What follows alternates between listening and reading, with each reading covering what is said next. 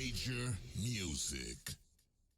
Back at y'all with another video. So this is kind of a follow-up to a video that I did earlier this year where I talked about my iPad Pro mobile music production setup. I talked a little bit about things like some of the adapters, MIDI keyboards, and kind of went a little over some of the apps that I was using. What I'm going to do this time though is I'm actually kind of bringing that back, but I'm going to be talking about different apps over a course of a couple of the next videos or so. If this is your first time to the channel, go ahead, hit the subscribe button. Like to talk things all music production, whether that's software, apps, music gear, synthesizers, hardware, anything you can think about music production wise. Also like to do beat making videos, and the videos from my albums I also release on this channel as well. So if you missed the first video I did about my iOS music production setup, I'm going to leave that link in the bio.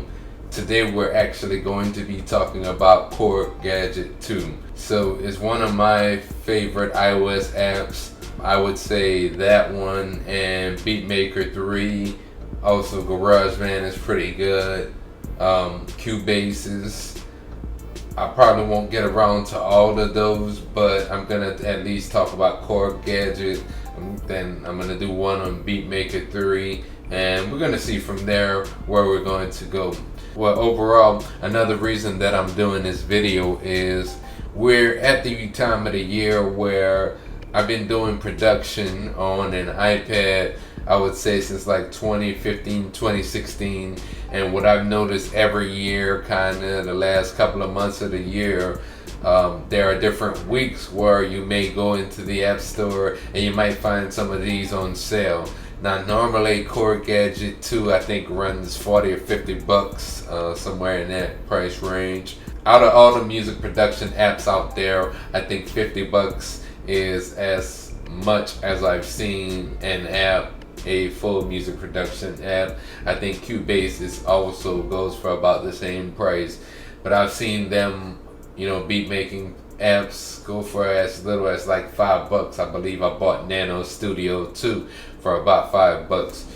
So another reason that I'm doing this video is I know a lot of people now are starting to get into iOS music production, and you don't necessarily have to have like an iPad Pro. I think with any of the models of the iPad that are out, you can use them for music production. Me personally, I like the iPad Pro simply because it offers a lot larger capacities than some of the other models.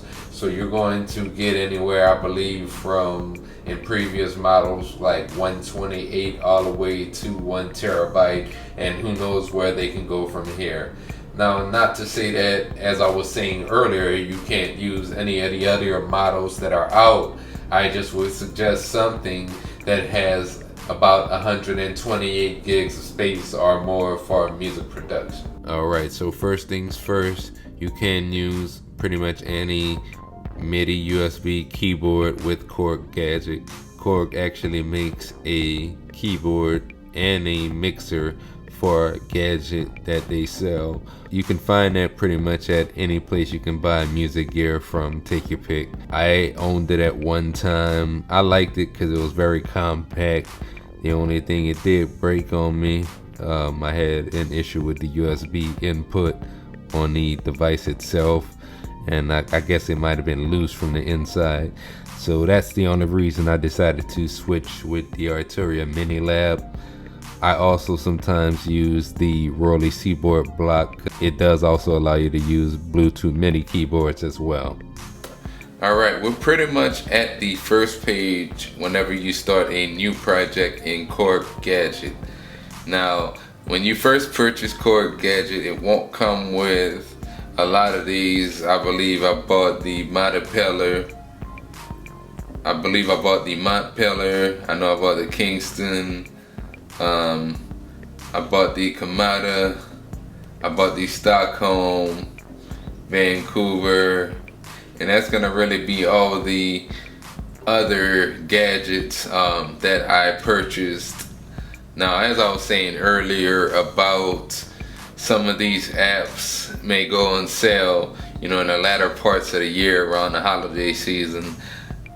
Also within these apps, a lot of these in-app purchases as well.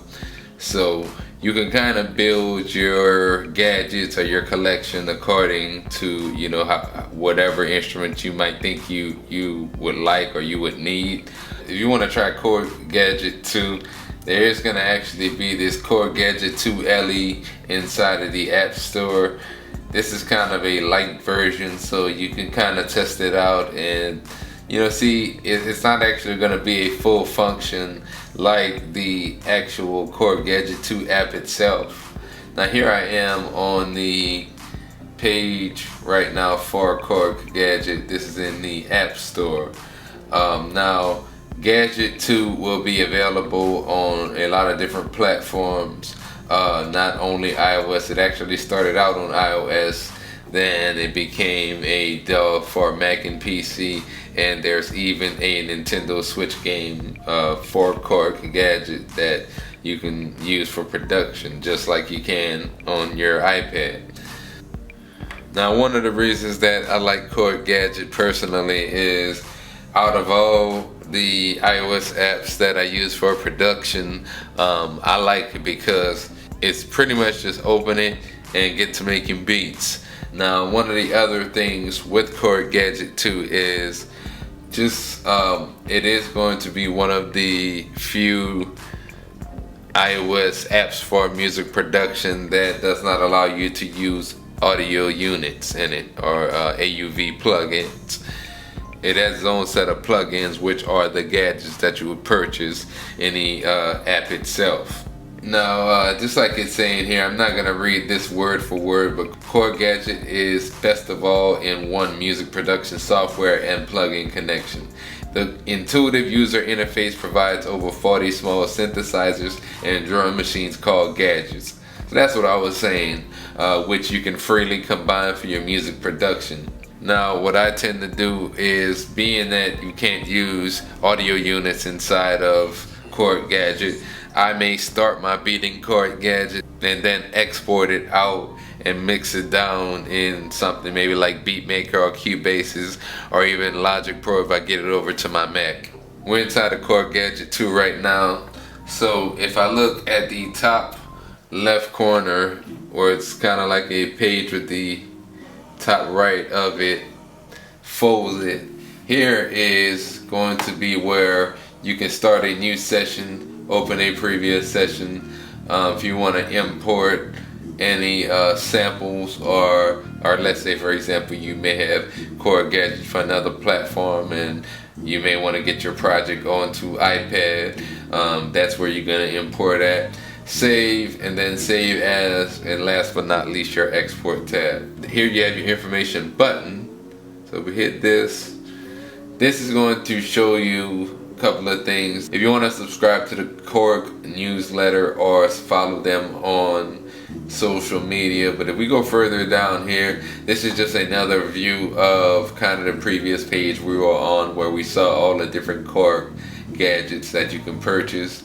And there at the bottom we also have some information about some of the controllers that I was talking about earlier. So they have the Nano Key Studio, which is kind of like a mobile MIDI keyboard. That one's going to have the pads on it.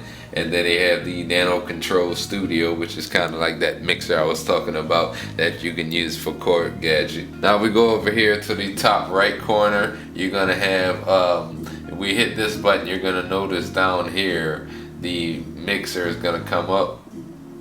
So there it is. And if I wanted to add a gadget or an instrument, I'm just going to hit this plus button right here. And it goes to my set of gadgets that I have.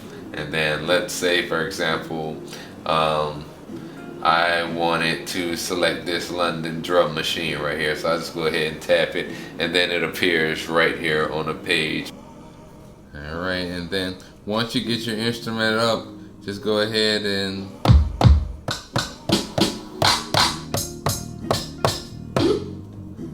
now if you go here, down here at the bottom of the page, you're gonna have your function button. So let's go ahead and hit our function button. And whenever you hit the function button, it's gonna have a couple of more options appear.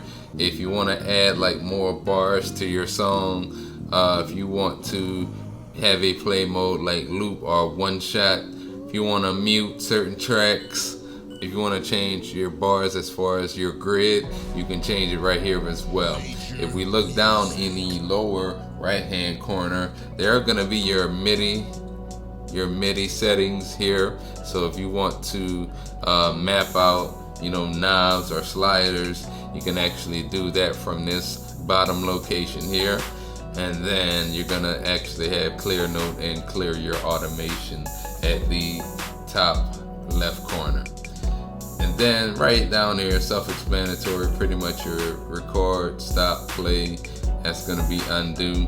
Your tempo right here, you can actually slide your finger up and down.